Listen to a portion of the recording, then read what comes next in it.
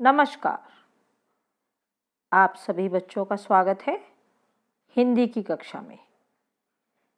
आज इस वीडियो में हम पढ़ेंगे कविता 4 चांद से थोड़ी सी गप्पें।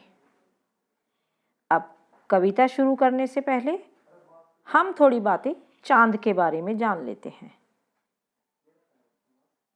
रोज रात को जब आप आकाश में चांद को देखते हैं तो आप पाते हैं कि उसका आकार बदला हुआ मिलता है।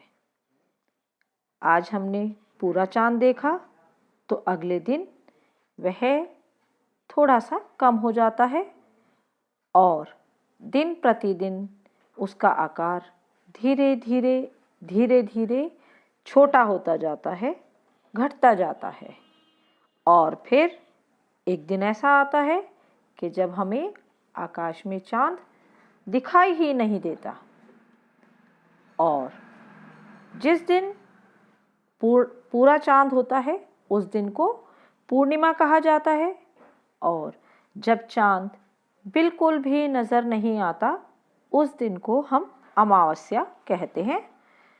तो इस प्रकार जो हमारा हिंदी कैलेंडर है उसके 2 पक्ष होते हैं, एक कृष्ण पक्ष और दूसरा शुक्ल पक्ष।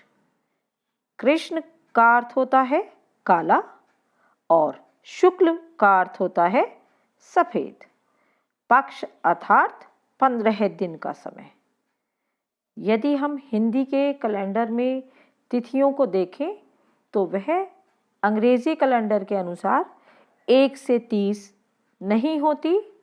हिंदी कैलेंडर में जो हमारी तिथियां हैं वह प्रथमा, द्वितीय, तृतीय, चतुर्थी, पंचमी और इस प्रकार चतुर्दशी तक आते आते उसके बाद जब चांद पूरा होता है तो वह दिन पूर्णिमा कहलाता है और पूर्णिमा के बाद हमारा जो कृष्ण पक्ष है वह शुरू हो जाता है और उसमें भी यही तिथियां होती हैं, प्रथमा, द्वितीय, तृतीया और जब 15वां दिन आता है तब अमावस्या आती है।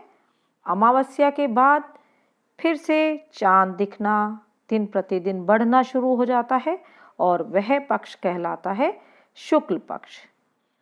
तो ये तो हमने जाना चांद के बारे में कि चांद का आकार दिन प्रतिदिन बदलता ही रहता है। अब हम चलते हैं इस कविता पर।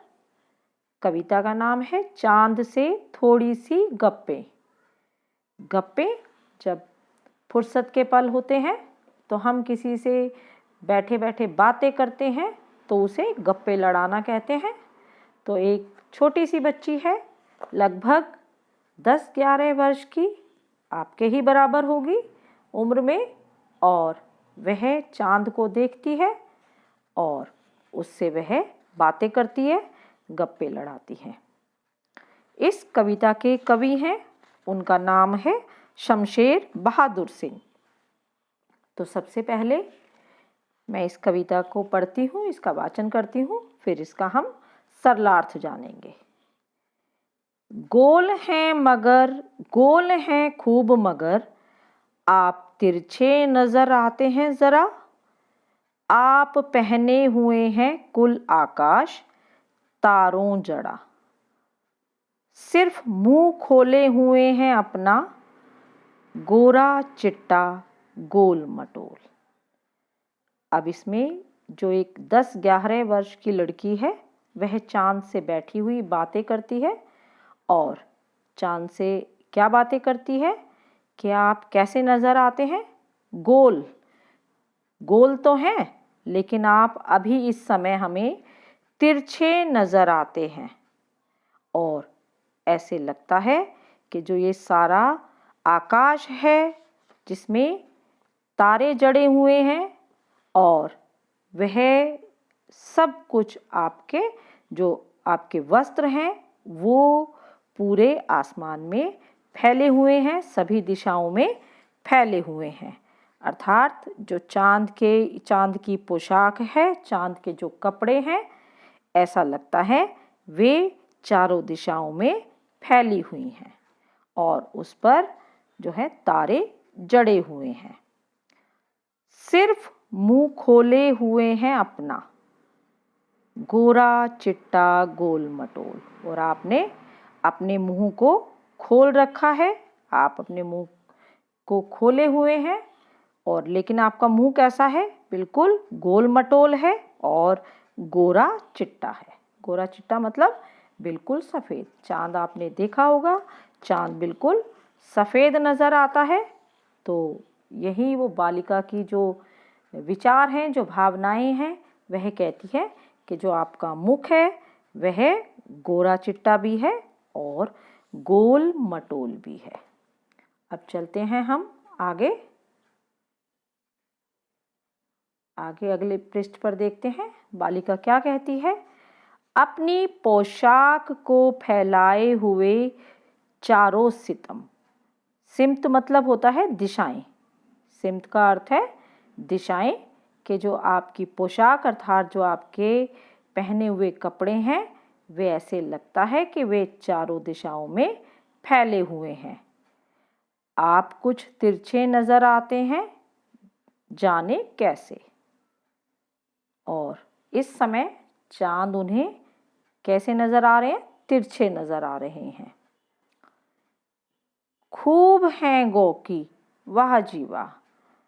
गोकी का यहाँ पर काव्य में प्रयोग किया गया है, वैसे कोई अर्थ नहीं होता, चूंकि इसलिए यहाँ पर इसका अर्थ है इसलिए। खूब है गोकी, वाह जी वाह। हमको बुद्धू ही निरा समझा है, हम समझते ही नहीं जैसे कि आपको बीमारी है।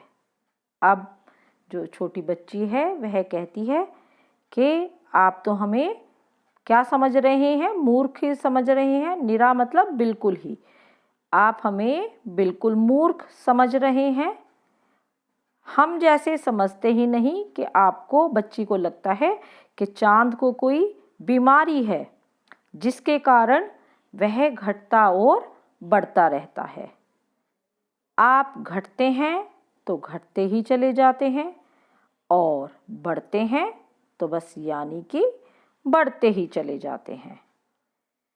चांद अभी मैंने बताया था कि पूर्णिमा पर जब पूरा चांद होता है, उसके बाद जब कृष्ण पक्ष आता है तो प्रतिदिन चांद घटते हुए घटते हुए बिल्कुल ही विलीन हो जाता है अमावस्या तक।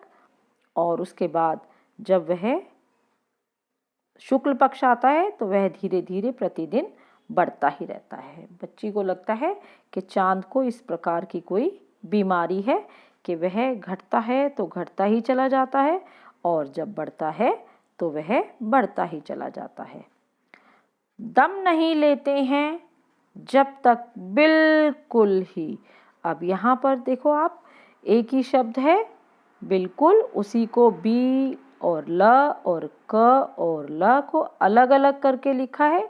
अर्थात जब हमें किसी शब्द पे इस प्रकार जोड़ देना होता है तो हम उसे ऐसे लिखते हैं और इसको पढ़ेंगे भी ऐसे ही। दम नहीं लेते हैं जब तक बिल्कुल ही गोल ना हो जाए।